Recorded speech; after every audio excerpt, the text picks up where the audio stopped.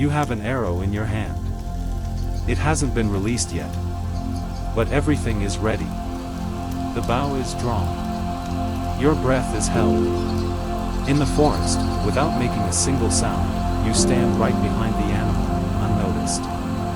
This moment, this single moment, has not changed for thousands of years. No phone. No supermarket. No weapon. Just a handmade arrow, a tip dipped in poisonous resin, and knowledge passed down for thousands of years. Today, we walk with the people who still carry that knowledge. Those who track the hunt. Those who read the forest. Those who live in places the modern world has never touched, or never dared to touch. Welcome to Planet on Edge.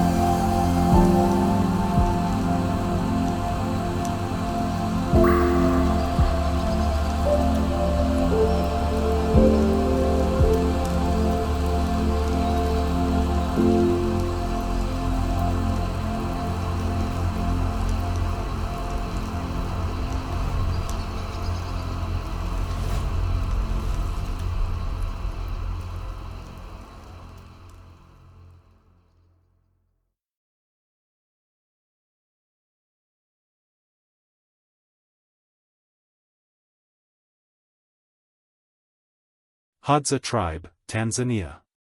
No phones. No asphalt roads. No city noise. Only forest. Only nature. And a way of life unchanged for thousands of years. Hadza hunters begin every morning with the same routine. A bow, made of wood, its string from animal tendon.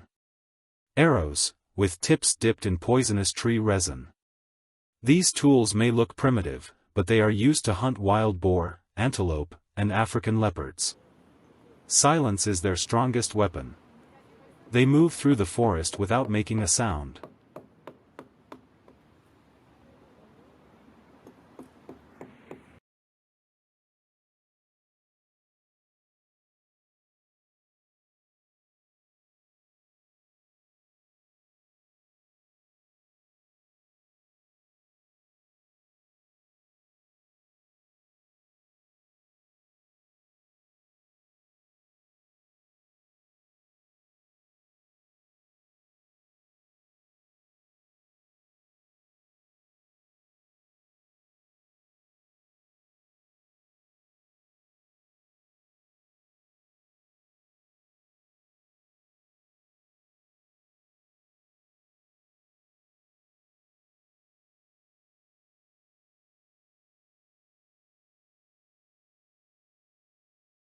They leave no trace. They communicate without words, eye contact, clicking sounds. A language that does not need words. What happens if the hunt is successful? Everything is shared. From children to elders, men to women, even the hunting dogs. Equally. Without distinction. Fire is not just for cooking. It is a symbol of life. Meat is roasted over flames or in hot ashes. Some parts are eaten raw immediately, as a sign of respect to the spirit of the animal. The Hadza live without class divisions. There is no concept of personal property. No money. Wealth exists in their connection to nature and to each other. And at night, around the fire, no phones, no social media. Just conversation. Laughter echoing through the dense forest. And deep respect for what nature provides.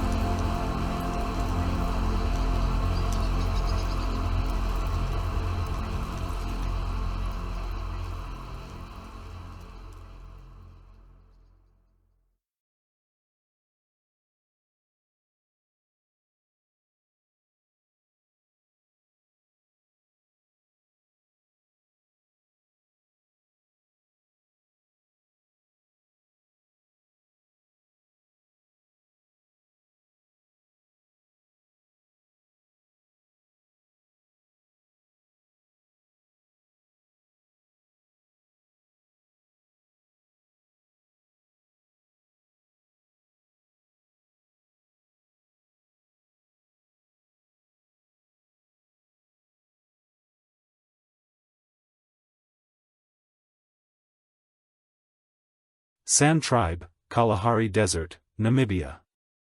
In one of the driest and harshest environments in the world. Water is scarce. The climate is unforgiving. And the San people have lived here for thousands of years.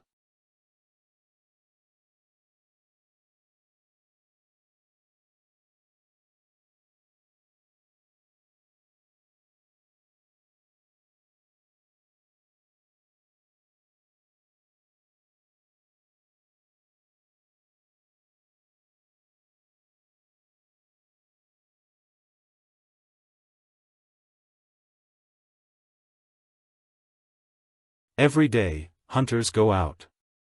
Bows, arrows, traps, and stone knives. Dogs with sharp hunting instincts, developed alongside humans, not through modern training. But what separates the San is not just the hunt. It's their philosophy. Never take too much. Never harm nature. Hunting is not just for survival.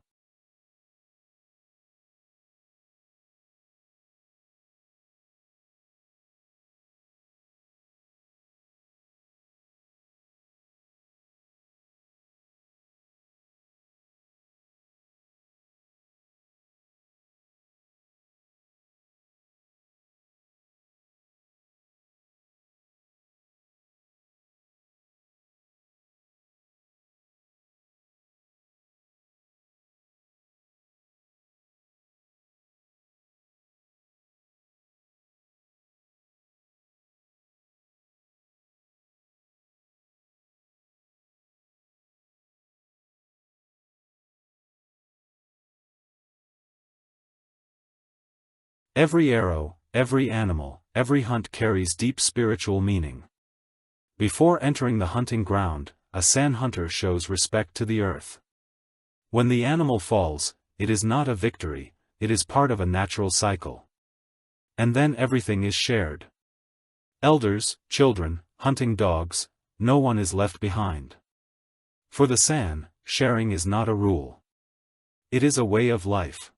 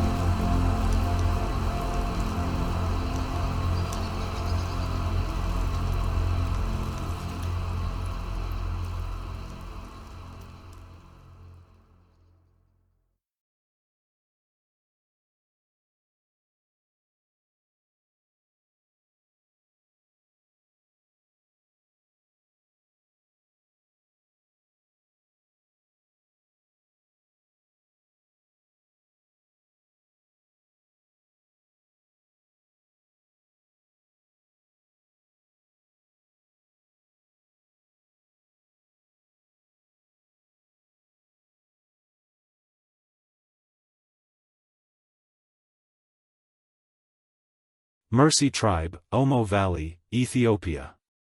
The moment you step into their land, you feel it. Wild. Powerful. Intensely alive. Mursi women may seem different at first glance. Large discs in their lower lips. This is not decoration. This is identity. When a young girl enters adulthood, she begins with a small wooden plate. Over the years, it grows larger. And its size becomes a measure of maturity, honor, and beauty in the eyes of the community. Every woman with a lip plate is an essential part of marriage rituals. Her place in society is read through that disc. Mursi men are both warriors and protectors of their families. They also participate in ceremonial fights, with wooden sticks and handmade weapons. This is not just a display of physical strength, it is a way to honor their gods and maintain status within the community.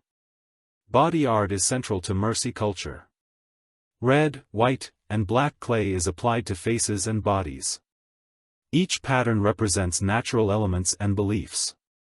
These markings also show a person's status and health. Even in times of scarcity, no one goes hungry. Everything, from food to livestock, is shared. Because for the Mursi, sharing is the physical expression of unity and mutual protection.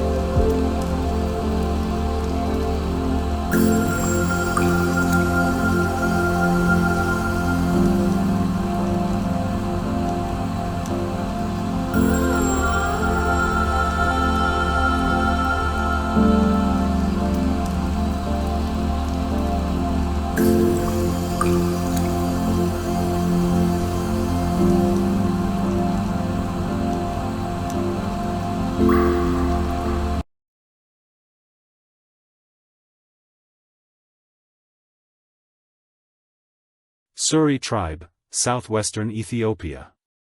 One of the most unique tribes of the Omo region. War rituals. Physical strength. Deep loyalty to tradition. A Suri man's value is measured by the number of cattle he owns.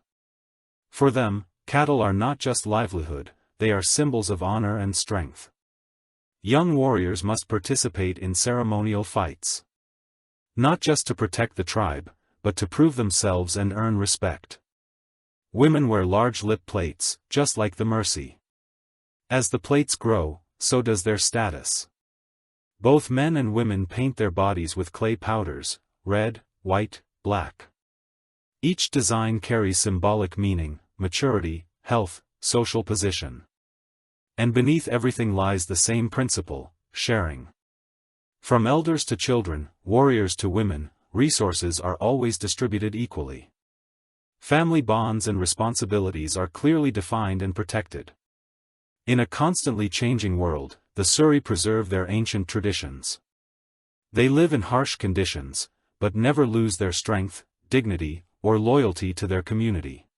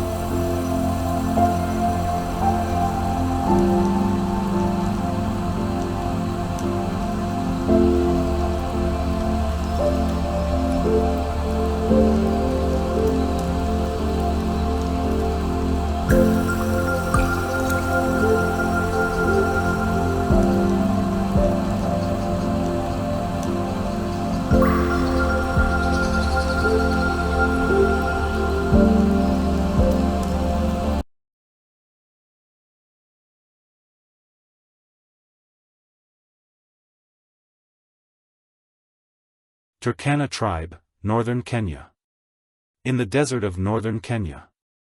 At the intersection of Ethiopia and Uganda. The Turkana are nomadic. They go where water goes. When seasons change, they dismantle and rebuild their shelters. Homes made of straw, dry grass, and animal skin. Light. Portable. Perfect shelter for those who live inside. Water is the most valuable resource here.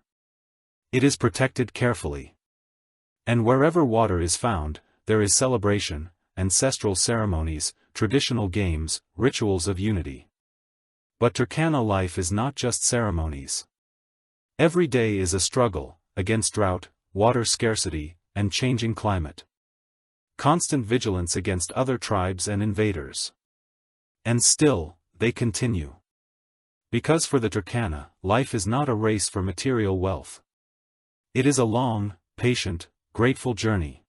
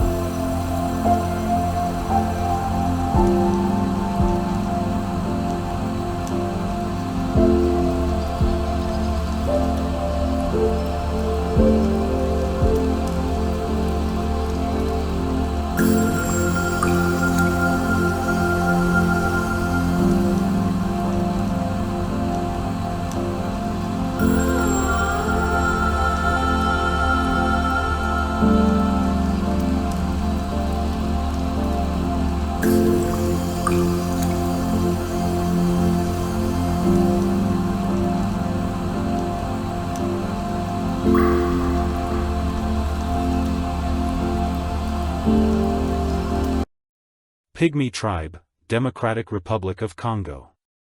Deep within dense rainforests. An ecosystem the modern world has barely reached. And within it, people who have lived the same way for thousands of years. Pygmy hunters track animals through signs. They read droppings. They understand broken plants. They know when an animal passed by just by the shape of crushed leaves. This is not learned from books. It is knowledge passed down through generations. Spears. Bows. Traps for large animals. Antelope. Wild boar. And then, everything is shared. No personal property. No class division. Food, tools, resources, everything is distributed equally. No one is left behind. Children grow up in a loving environment. Raised by elders. The community is tightly united, each individual plays a critical role in survival. Modern life is slowly seeping into the rainforest. But the Pygmy preserve their traditions. Hunting and gathering. Nature-based rituals. Because for them, life is not just survival. It is respect for the natural values they have protected for thousands of years.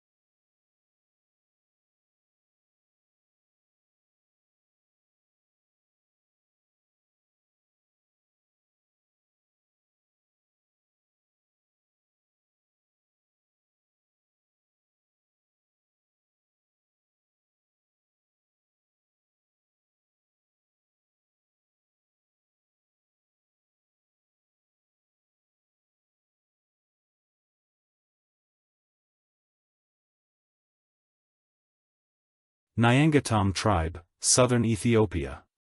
Near the Sudan border. A place where nature has not changed, and humans still surrender to it. Nyangatom homes look temporary. Made of earth and grass. As if they could be blown away by the wind. But they don't fall. Because what holds them together is not the walls, but the people inside. Ceremonies are not just for praying to gods. They are for gathering, sharing knowledge, and supporting one another. Drought comes. Water disappears. The land hardens. The Nyangatom continue. Because the most important thing they've learned is this. You don't fight nature. You dance with it.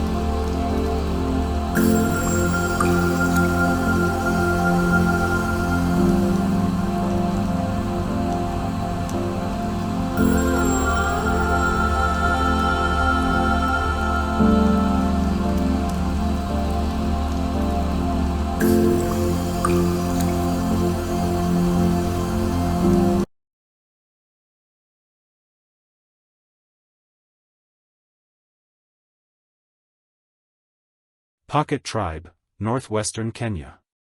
Near the Uganda border. Cool highlands where rain is rare. The Pocket are nomadic. Cattle and goats are everything to them. When a Pocket reaches adulthood, they are given a cow.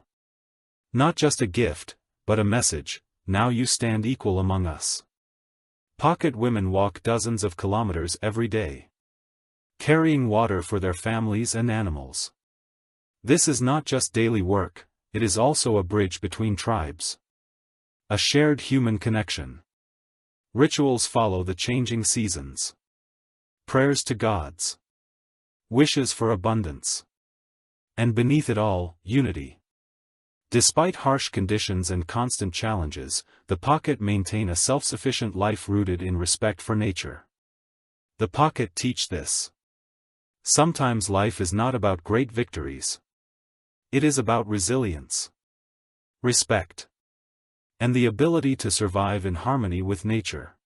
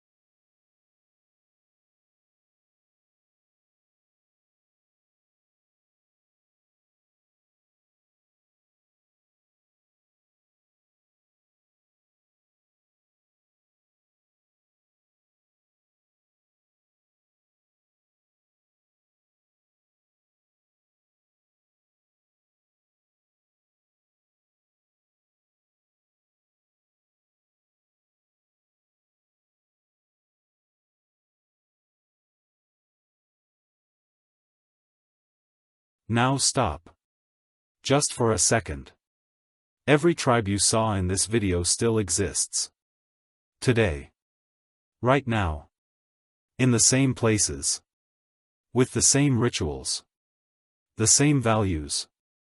In an age where the modern world has spent thousands of years chasing faster, better, stronger, these people stand still. To share. To protect.